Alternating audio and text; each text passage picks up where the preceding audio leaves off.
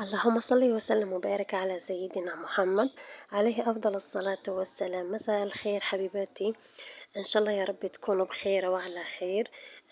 اليوم راح نديروا الحوت أو السمك مع بعض.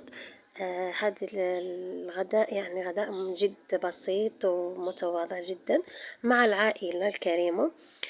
كما راكم تشوفوا احنا يعني قاعدة نقي في الحوت وغسلته مليح ونحيت له هداك الشوك، خاطر ولادي ما يحبوش الشوك اللي فيه. وهنايا راني وجدت هذيك الدرسة، هي عبارة عن هريسة وطماطم وثوم وملح وفلفل أسود وكمون. وهنا عملت شوية حميص عفوا. وهنا كما راكم تشوفوا تاني درت شوية سوب مع السمك. وهنايا عندي طحين وحطيت عليه التوابل عشان يعطي نكهة للسمك وملح.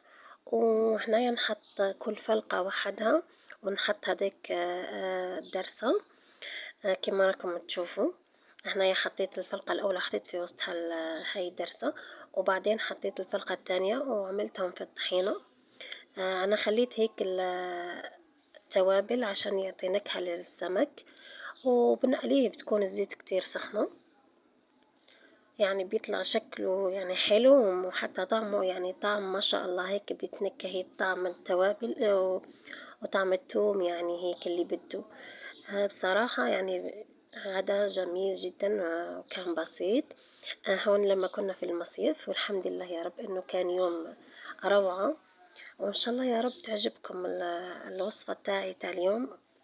وفضلا وليس أمرا نتمنى منكم أنكم تزوروا قناتي وتعملوا لي لايك واشتراك وتفعلوا الجرس حتى يوصلكم كل جديد. وإن شاء الله يا رب تجربوها وتطلع معكم مليحة وبالصحة والهنا. وشكرا كل من حط لايك وحط اشتراك. ربي إن شاء الله يحفظكم وجزاكم الله كل خير، ومع السلامة.